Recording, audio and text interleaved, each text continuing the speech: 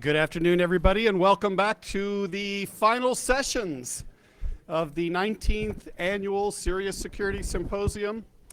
Our next speakers, our tandem of speakers, are going to talk in an initiative here in the state, which I'm proud and pleased to say that I'm attached to somewhat. This last year was invited to be part of Governor Holcomb's Executive Council on Cybersecurity. And amongst that was then assigned to several committees. And one of those committees is headed by Doug and Chartrice.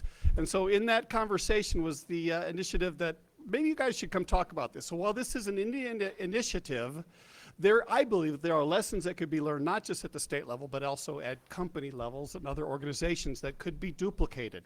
So it's my great pleasure to introduce Chartrice Mosley, who is the Cybersecurity Program Director for the state of Indiana, and Doug Rapp, who is the President of the Cyber Leadership Alliance in Indiana.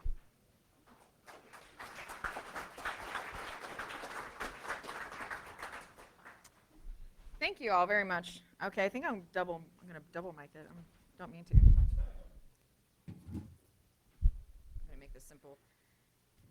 As a woman, you don't realize, you forget that you might be mic'd, and so then you wear dresses, and it's not very easy to put mics on, so I'm glad for the backup. Is this on? Okay, can you guys all hear me?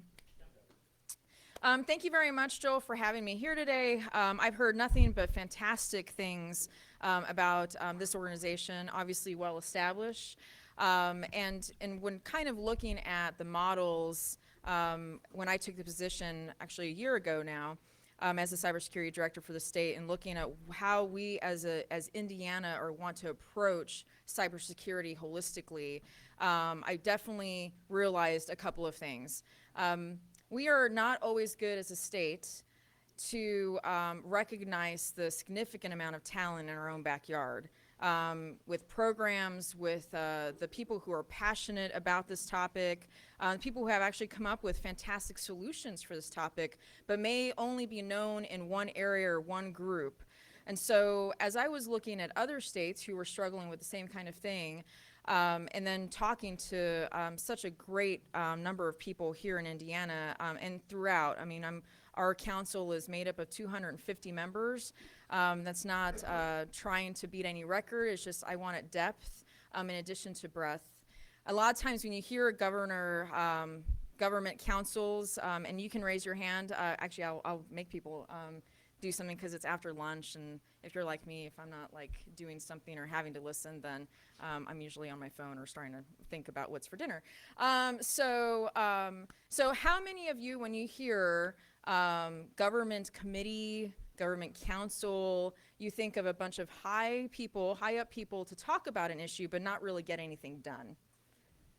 Right? I know. Yeah, me too. I mean, I've been a part of those frustrating type of councils where I believe in the cause. I think everybody around the table truly does believe in the cause as well.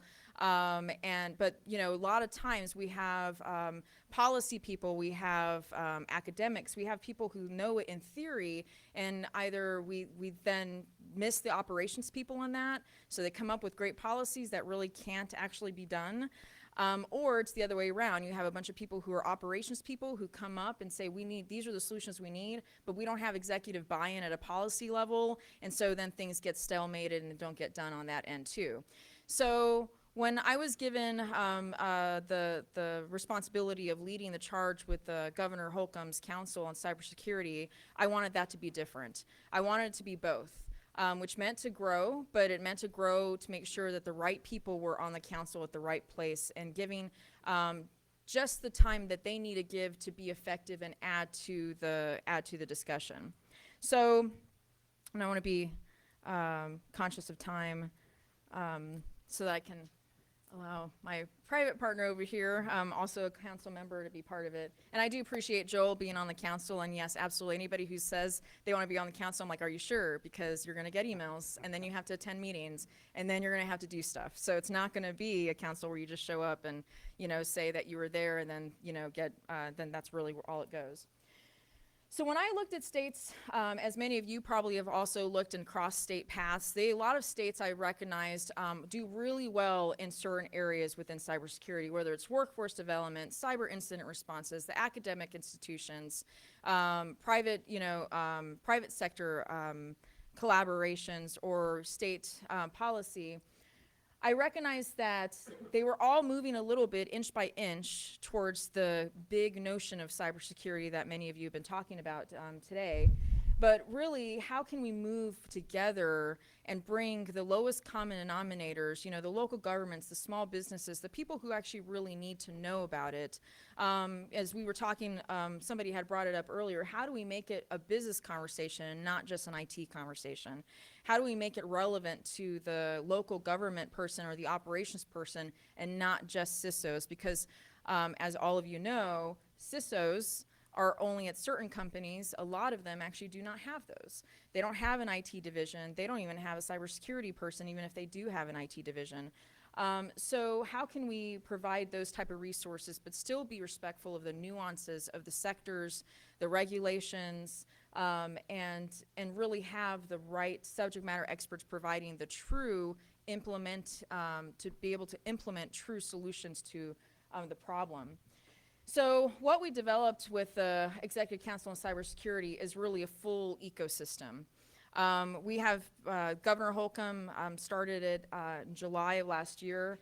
And just in the last 6 months, this council has done more than I'm grateful because of the volunteers on the council than I haven't come across any other government entity, and I know Doug we've talked about that too, because of the type of value that people bring to the table. And so what it is that we've divided up into verticals of critical infrastructures that we wanted to focus on in year one. Granted, there are others that are missing on this, but we wanted to kind of test out things first. And then we realized that there were things, cyber hygiene items, emergency services, public awareness training, cyber sharing, policy, that would go across the sectors. So why would we have just one person represent everything in that area? Why not gather somebody, for example, in public awareness and training? Our chair there is the executive director of Hoosier Press Association, somebody who understands what they're trying to convey to the media from the media's perspective, coupled with a co-chair that is a 4-year veteran of public relations and marketing, so somebody who is trained on how to get information out. And I say that because a lot of what we're talking about is public awareness, right? It's education. It's how do we really get it to be valuable to the regular person who's not an IT person. And so when you talk about cyber stats, they really kind of turn it off. And unfortunately, how do we kind of get across that? Another one that would be example and probably relevant to a lot of people here is the workforce development team.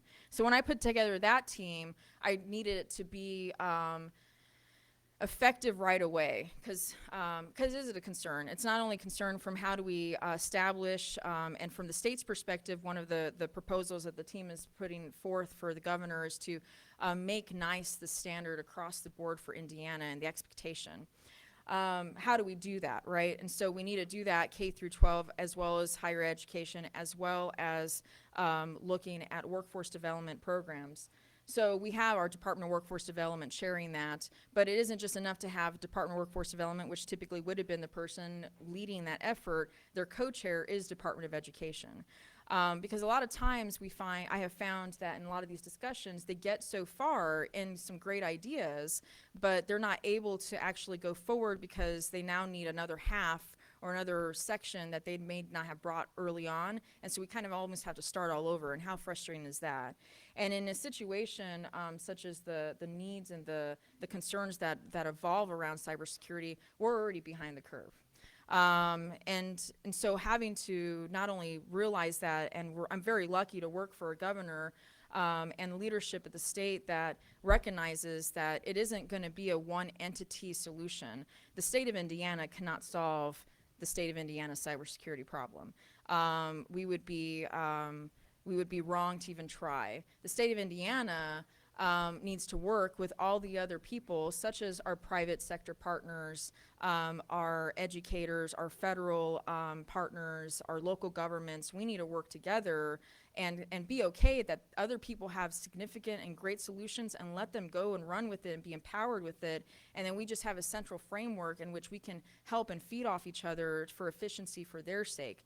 As well as for the state of Indiana. Because at the end of the day, the end user is you, and it's me, and it's our kids, and it's the people who are coming to Indiana as a business. It's people who are coming to Indiana to work for Indiana. So, so the ecosystem approach is what, well, other people in other states are now calling the progressive model of Indiana, which I'm taking as a great positive. A lot of them are looking to see how we get this moving. Real quick, one of the ways that we're getting this moving, and to Joel's point, you know, have to go to committee meetings and so on, but these meetings and the committees are all tasked with actual things that they have to do. So it isn't that emergency serves as an exercise group, or people, you know, presidents and CEOs and CIOs of energy or healthcare are coming together to talk about cybersecurity, because then I just really made that one government council assumption, 20 of them.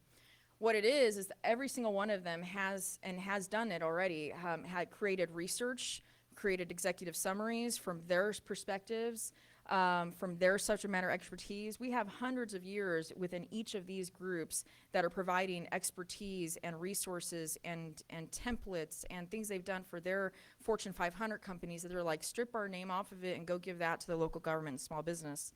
Because they realize that they are being the weakest link, are their weakest link as well. So it strengthens their posture as well. And so each of the groups are doing research. Each of the groups are creating deliverables, actual deliverables of trainings, of programs, of proposals for things that they feel the state of Indiana needs or their sector needs. We have 70 deliverables coming out of this council in 6 months. And probably about half of them will be completed by September of this year. And the goal is that we provide the governor a portfolio of those deliverables and actually start implementing and sharing that information out with everybody, those underserved populations, and figuring out how we move that to the next level.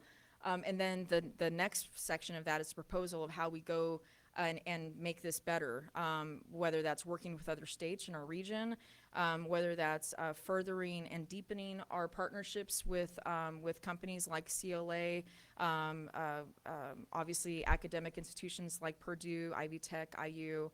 And so that is the goal of this. So it isn't, and I'm very happy to say, a group of people who are just talking.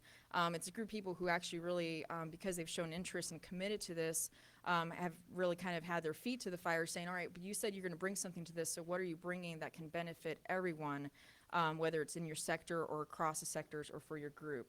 So, so in addition to the plans of the deliverables of the more than 70 items, and implementation, so they're answering the hard questions right now. They're in that phase right now. How much is it going to cost? What resources are out there now? Is there policy that's going to be needed?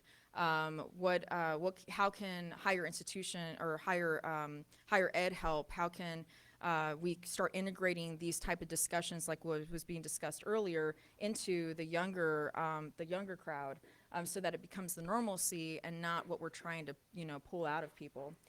So. So that's kind of basically the big one. I know that, and I'm very lucky that Purdue's a partner with me and the council on developing a scorecard for the council and for the state of Indiana. I am a big believer in not just creating a deliverable, but I personally need to be able to look my leadership and be able to provide statistics to the governor and say, these items did this for these people. And so how do we measure that? Looking at other states, talking to other institutions, no state has been able to actually measure their effectiveness of a governing type of council body and volunteer group the way that we are, and be able to show that they actually did something, moved it along outside of the one area. But across the board for all the state of Indiana, for all the underserved, that's what we're looking to do with that scorecard. So I appreciate Purdue very much in helping with that. I think that's about it for right now.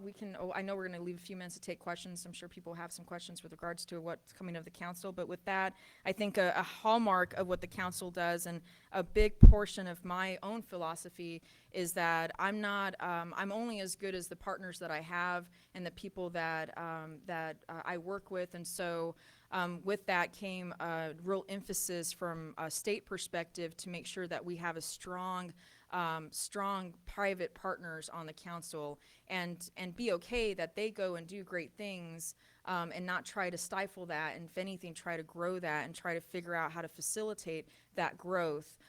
Without always needing to have, and I say that because I know that there are other states, and even Indiana has played that role before, where, not necessarily in this one, but where it has to have the Indiana seal on it, it has to have somebody's name on it, and I'm not a believer of that. I really just want people to go forth and to work together and be able to work within a framework, so we're not having 10 parallel efforts, which was what was happening before as all of you probably already know.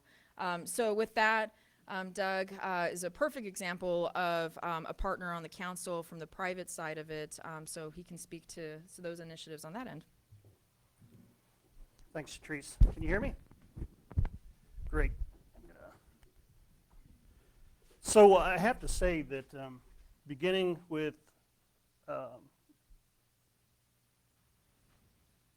a while ago with the state of Indiana, under Mike Pence, when he first kind of came up with this concept, and then carried on by Governor Holcomb, that I was a little bit nervous about the concept of a large cybersecurity council nested within government. All right. So having spent 34 years in government myself, I understood how effective government can be sometimes. But I was very encouraged when Shatrice was appointed the director of it.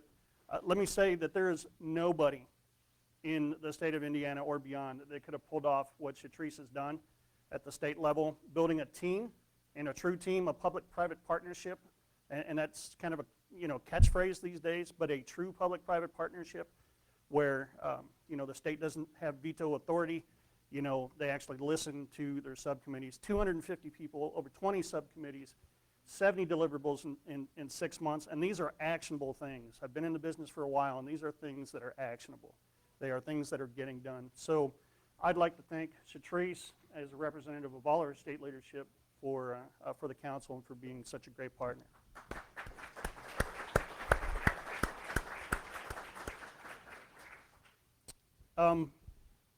Shatrice and I have a long history. I was in uniform for a long time, and towards the end of my career with the military, I was with the Indiana National Guard as an AGR. I was a civil military specialist, and I worked on disaster planning and contingency operations.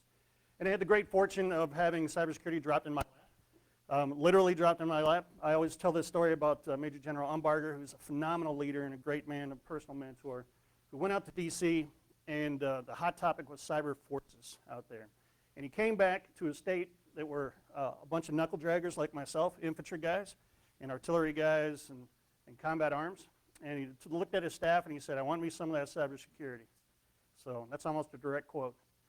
And the operations officer, the state operations officer at the time, my boss, he came back to the office scratching his head, and a man who's led more, National Guard officer who's led more troops in combat since the Korean War. This guy led 6,000 troops in Afghanistan from all over the world. And he came back and he said, "I have no clue what to do with this." So he brought all of us in and he said, "Hey, the boss wants to do a force structure bid for some cybersecurity forces." And it's like, "Anybody know anything about cybersecurity?" And I went, "I do," because I saw what was happening out there. The long and the short of the story is that we started down a path where, with a single workshop, where we brought in people like Shatrice, at the time, her boss, Carolyn Mays Medley, who was a pioneer in utilities, in security and utilities. And we brought in private sector people, Rook Security, Pondurance, Kinney Group. We brought in state and local nationals and just started meeting, really, and just started talking about things like, hey, what's going to happen if there's an earthquake and all these high-speed pipelines get severed, what's going to happen when the fuel runs out and we can't power our computers that are now powering everything else? And we started having those conversations.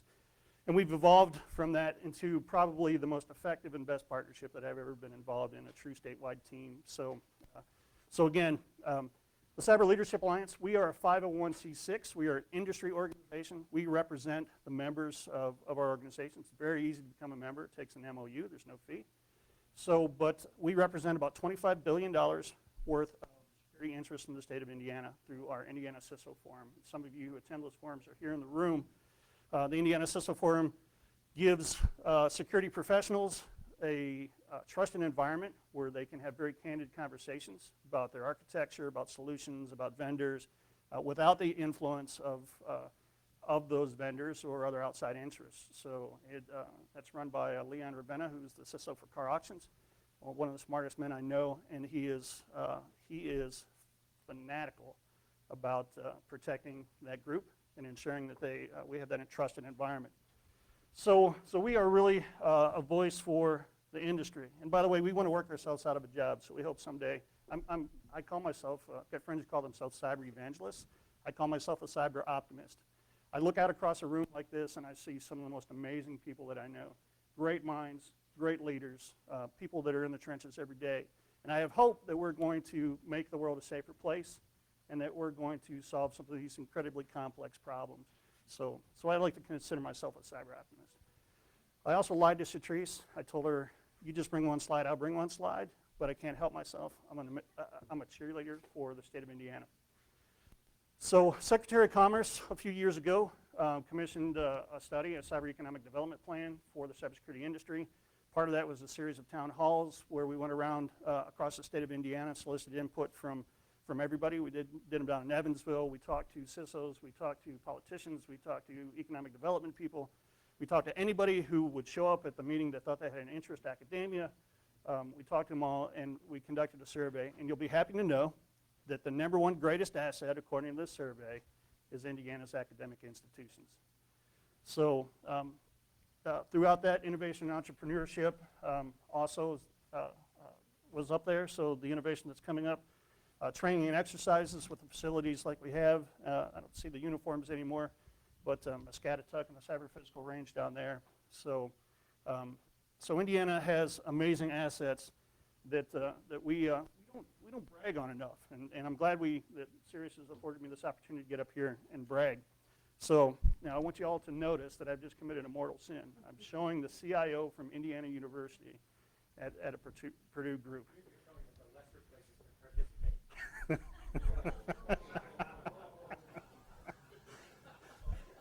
We're all inclusive. So these statistics are a little bit old, and actually the Department of Education and the Subcommittee for Workforce Development is actually updating these. But at the time that this was done, there were 31 colleges and universities offering curriculum or cybersecurity education here in the state, 6 cybersecurity centers or cybersecurity research centers, and 7 cybersecurity centers of excellence. I think the latest one was Ivy Tech with a 2-year CAE. So what we realized is that we've got something here. While other people struggle with the workforce, and certainly Indiana struggles with workforce too, we have an educational pipeline that we can leverage. So I doubt you'll find many other states other than states like California that have more educational institutions that are teaching cybersecurity content. I'll brag about a couple more things that are going on here. The innovation that's coming out of our community. These are just a few of them, and I'll get criticized for not putting everything out there. There'll always be somebody that I forgot, overlooked, or there just wasn't room enough on the slide. University of Southern Indiana with the Southwest Indiana ISAL. It's a partnership between that university and businesses down there, primarily the utility provider Citizens Energy Group, where they have industry people working with their students in the SOC. The Indiana ISAC, I don't think Tad Stahl's here today, but originated by concept by Hans Vargas, who just left, unfortunately, carried on through Tad Stahl, DeJuan Neely, Nick Sturgeon, who was here, he's back here somewhere. It is an extension and a partnership with Purdue, an extension of IoT to service small governments and schools. Indiana University, the Omni SOC, which was recently just launched in the global NOC. And then the Scatatuck Urban Training Center, which is a military facility. It's an entire town that at one time, when we were a different country, we institutionalized people there that had physical or mental disabilities. So it was a total enclosed town that now has been turned into a training venue, which includes dark fiber running to working facilities, power generation plants, water treatment plants, buildings, jails, stadiums. They even have a camel. True story. This is where Indiana's been and where they've gone. So some of the great things that have taken place here that I just don't think people realize is, we'll start down at the bottom with the past. CRITEX, which was a cyber physical exercise, kind of really the culmination point of a lot of things that have happened in that public-private partnership with the state. Not that there weren't, obviously there are many other people that were doing groundbreaking work in cybersecurity, but really the hallmark of the public-private partnership. CRITEX was conceived in a bank vault office of Rook Security, a private industry in conjunction with Cyber Leadership Alliance, the Indiana National Guard. Let's see, who else was there? A few other people that were there when we just finally kind of got fed up and said, you know, somebody needs to do something about infrastructure and start thinking about protecting our infrastructure. What that evolved into was a world-class exercise, cyber physical exercise that had state, local, federal partners all the way. I mean, it was pretty incredible. Where we brought in the 6 largest water utilities in the state of Indiana, or the 6 major water utilities in the state of Indiana, and we had their operators try and detect and defend against, or at least detect, a hack into a working industry standard SCADA system in a functional water treatment plant.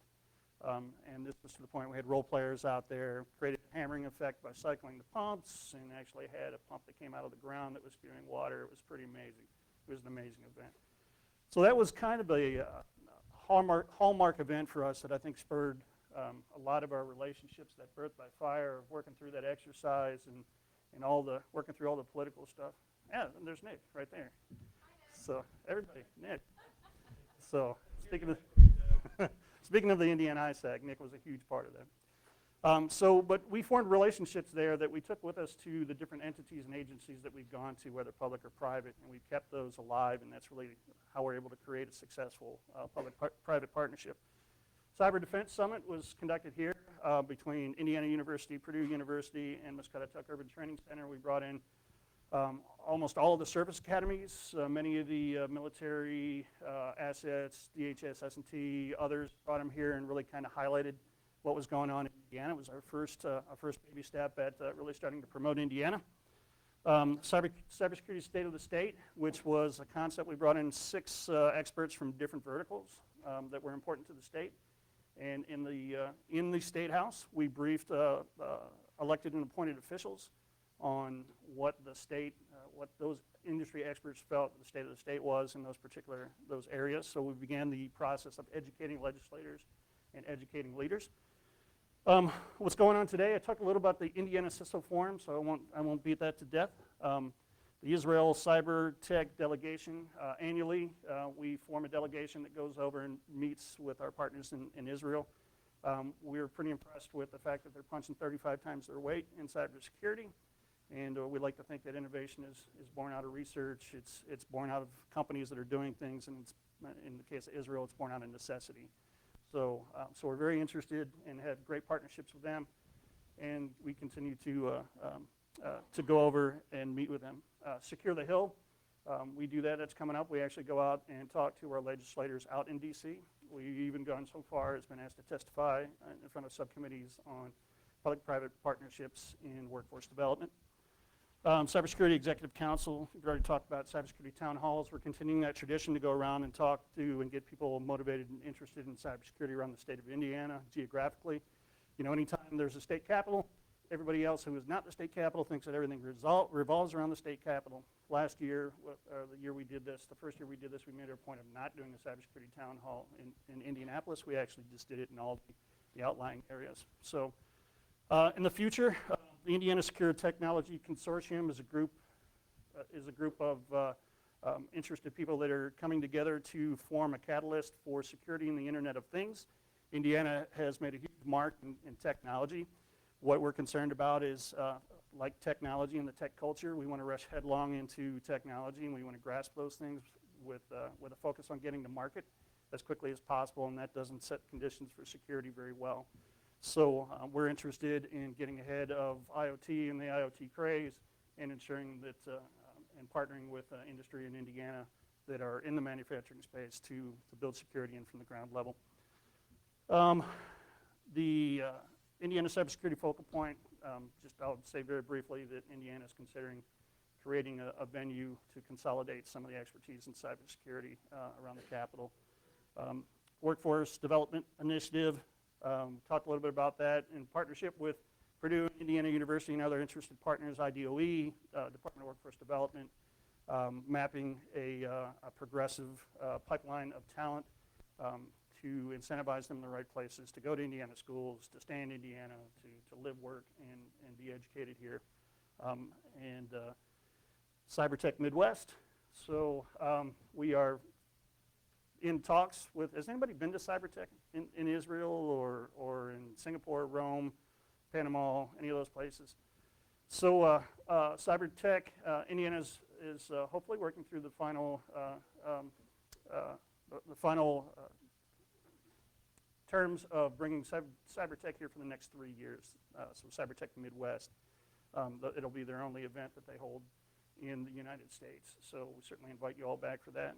And then And just to add to that, it is, that is pretty much solid. So definitely save the date for October 23rd. That will be Indiana's first cybersecurity conference, where we'll obviously highlight a lot of what the council has done, but highlight our partners, highlight what Purdue's doing, and again, back to my first point, highlight what Indiana brings to the table in addition to the regional. So. And the last thing is what I'm calling the SMB SOC, and that is an initiative that we're working with CERIAS on right now to roll out cybersecurity tools to our most vulnerable sectors of society, women's shelters, food pantries, those types of areas that if they were to suffer a breach or an attack, that it would instantly put them out of business, and portions, the people doing great works, we have an obligation to protect them. So that's a lot of stuff I've just thrown at you. So I encourage you to stop by and talk to me. I'm in the back and got the cool pins, so I'd be glad to give you one.